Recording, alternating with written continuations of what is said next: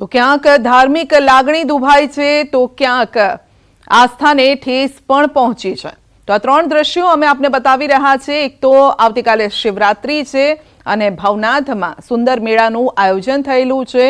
ભાવિક ભક્તો ત્યાં પહોંચી રહ્યા છે, પરંતુ તેની પહેલા જ દ્વારકામાં શિવલિંગ કોઈ ઉઠાવી ગયું છે। દરિયા કિનારેથી તેના અવશેષ પણ મળી આવ્યા છે।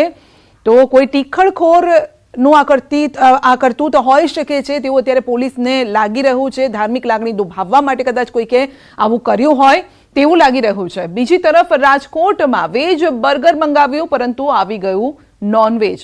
તેને લઈને પણ લાગણી દુભાઈ છે। આ અંગે ગ્રાહક સુરક્ષામાં અરજી પણ કરવામાં આવી છે, ફરિયાદ કરાઈ છે।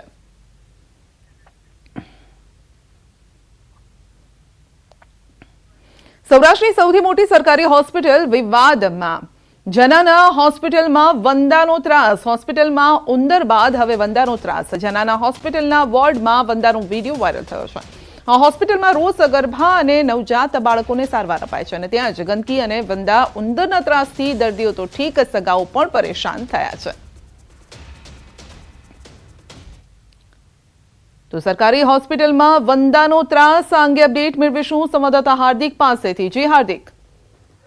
જી સંધ્યા, રાજકોટની જે જનાના હોસ્પિટલ છે કે જ્યાં વંદાનો ત્રાસ સામે આવ્યો છે। એ જનાના હોસ્પિટલ છે કે જે થોડા વર્ષ પહેલા જ બની છે અને કરોડો રૂપિયાના ખર્ચે બનેલી આ હોસ્પિટલમાં જે છે હવે વંદાનો ત્રાસ આવી રહ્યો છે। ત્યાં ગંદકી એટલી બધી ફેલાયેલી છે કે વંદાનો સામ્રાજ્ય જોવા મળી રહ્યું છે। ખાસ કરીને આ એજ હોસ્પિટલ છે કે જ્યાં નાના બાળકોનો પણ જન્મ થતા હોય છે, તો બાળકોને પણ જે છે સારવાર થતી હોય છે। સગર્ભા મહિલાઓ પણ આ જે હોસ્પિટલમાં આવતી હોય છે, ત્યારે સાફ સફાઈના અભાવે જે છે ત્યાં વંદાઓ જે છે એ સતત જોવા મળી રહ્યા છે। ઘણી વખત જે દર્દીના સગાઓ જમવાનું ભોજન લાવ્યા હોય તેમાં પણ પડતા હોય છે, ત્યારે દર્દીના સગાઓ છે તે જે છે વંદાઓના ત્રાસથી ત્રાહિમામ છે। બીજી તરફ હજુ સુધી સિવિલ તંત્ર છે એ પણ આ બાબતે મૌન છે। અગાઉ પણ રાજકોટની જે સિવિલ હોસ્પિટલ છે ત્યાં ઉંદરોનો ત્રાસ સામે આવી ચૂક્યો છે, ત્યારે હવે જે રીતના વંદાઓનો ત્રાસ આવી રહ્યો છે ત્યારે દર્દીઓના સગાઓમાં પણ એક આક્રોશ જોવા મળી રહ્યો છે। જી,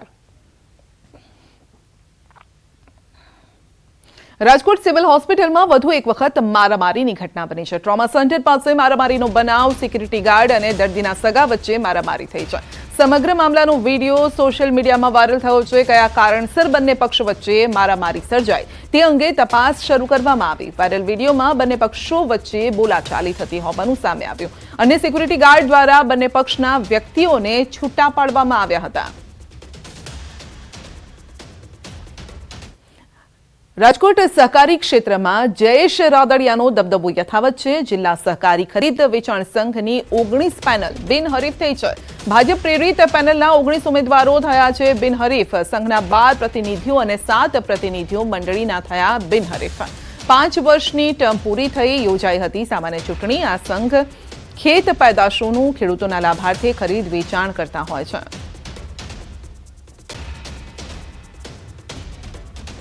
પોરબંદરમાં બસનો અકસ્માત, 2ના મોત, 15 ઘાયલ। યાત્રીઓથી ભરેલી બસને અકસ્માત નડ્યો છે। કછુડી ગામ નજીક બસ અને ટ્રક વચ્ચે અકસ્માત સર્જાયો, જેમાં 2 યાત્રીના મોત થયા છે। 15થી વધુ યાત્રી ઘાયલ થયા છે।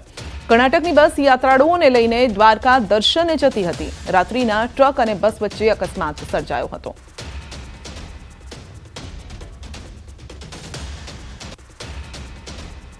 અને આ બનાવમાં કુલ ટોટલ ડ્રાઈવર સાથે મળી કુલ 19 પેસેન્જરો હાજર હતા। એમાં 2 જણા જગ્યા પર ડેથ થયેલ છે અને બીજા 9 જણા ઇન્જર્ડ થયેલ છે। જે ઇન્જર્ડ છે તેઓની સારવાર હાલ ચાલુ છે અને જે કર્ણાટક પાસિંગ બસનો ડ્રાઈવર છે એ હાલ એના વિરુદ્ધમાં ગુનો દાખલ કરી આગળની તપાસ કાર્યવાહી ચાલુ છે। ज्योतिर्लिंग का दर्शन करके अयोध्या को जाने वाला था। अभी सोमनाथ ज्योतिर्लिंग पूजा को रात को द्वारका को जा रहे था। उस रास्ते में एक गाड़ी को हमारे ड्राइवर टक्कर दिया, तो 2 आदमी इधर मृत जा रहा।